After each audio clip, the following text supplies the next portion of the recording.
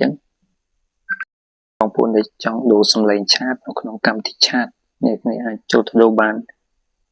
តាមអ្វីដែលអ្នកគ្នាចង់បានចឹងអ្នកគ្នាជាដំបូងចូលនៅក្នុងកម្មវិធីឆាតហ្នឹងបន្តមកទៀតអ្នកគ្នាចូលពាក្យថា menu សញ្ញាខាងក្រោមនេះតើមកយើងមើលកន្លែងសញ្ញាកងចាក់នេះតាមដៃរបស់ខ្ញុំបាននេះបាទតើមកយើងអូសមកក្រោមអ្នកគ្នារកមើលសញ្ញារូបកណ្ដឹងនៅក្រោមក្បាលនោះនេះในភាសាអង់គ្លេសគេដាក់ notification sound ដែលបកប្រែជាខ្មែរមកការជូនដំណឹងឬក៏សំឡេងចុចនៅលើពាក្យនេះតែម្ដងតើមកយើងហួសទៅលើនឹងឃើញពាក្យថា ringtone ដែលជាភាសាខ្មែរ